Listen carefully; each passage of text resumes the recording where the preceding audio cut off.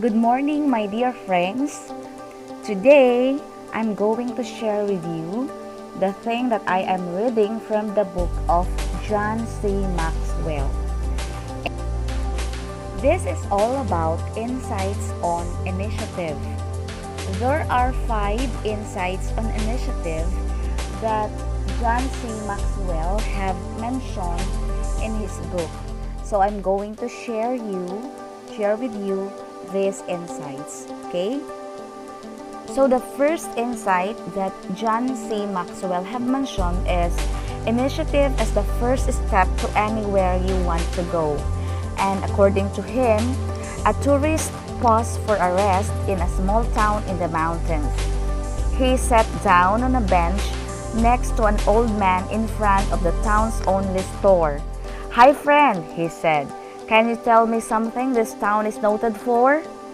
"Well," answered the old man after a moment's hesitation, "you can start here and get to anywhere in the world you want." That's true, according to John C. Maxwell, of nearly every location. Where you finish in life isn't determined so much by where you start as by whether you start.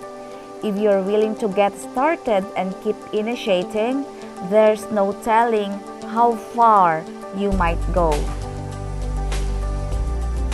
Indeed, John C. Maxwell is true in this idea.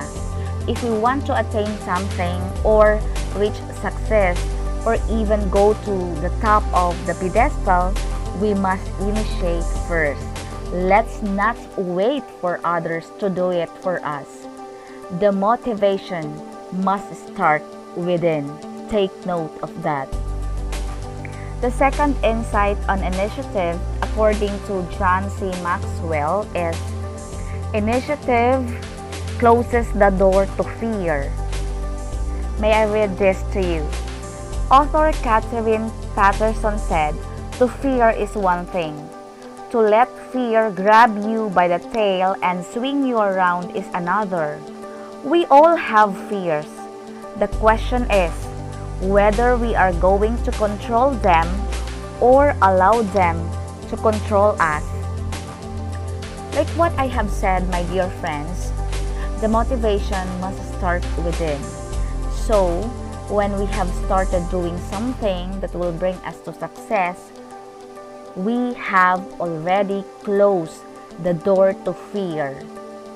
We can say that we are ready to face anything and combat the battle of life, of course. The third insight on initiative is initiative opens a door to opportunity. Let me read this again to you. Benjamin Franklin, one of our nation's founding fathers, advised, "To succeed, jump as quickly at opportunities as you do at conclusions."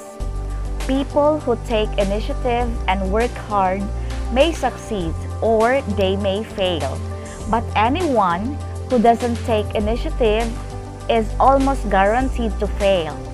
I'm willing to bet that you have, according to Benjamin Franklin.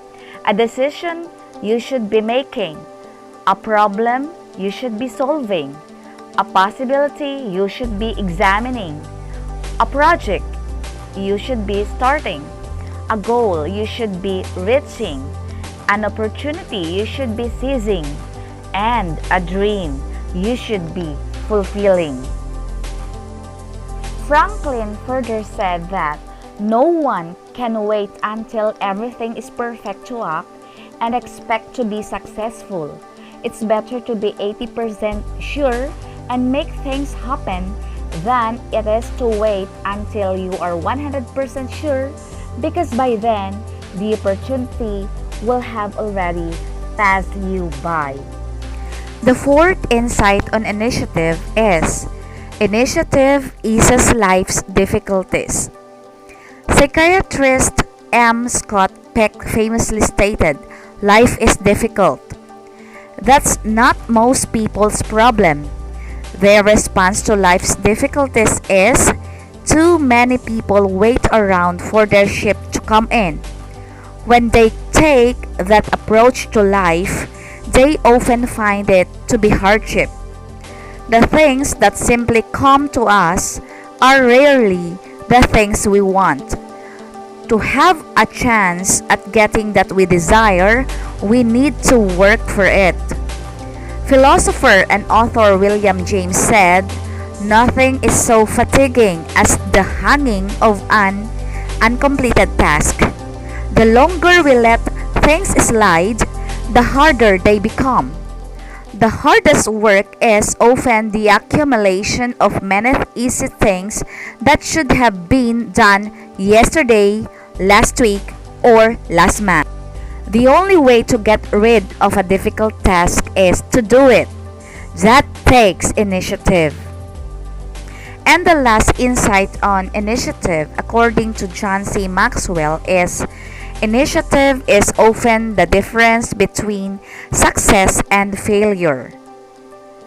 Most people recognize that initiative is beneficial, yet they still frequently underestimate its true value.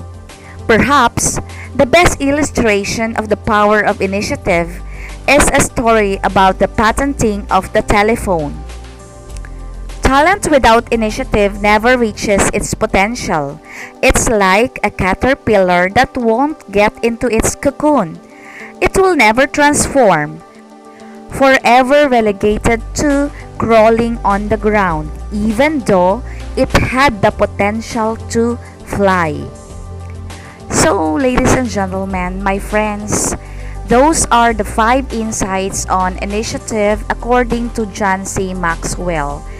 And I hope that you have also learned from the sharing that I have as I did. May I also take this opportunity to thank my sister who gave this book to me, no other than Berto and Appa from Canada. Thank you very much, sis, for giving me this book. I am learning a lot from this.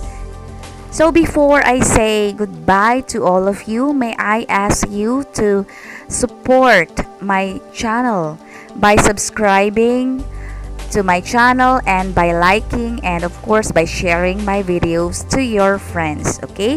So bye-bye for now. This is Julie Joy Santos.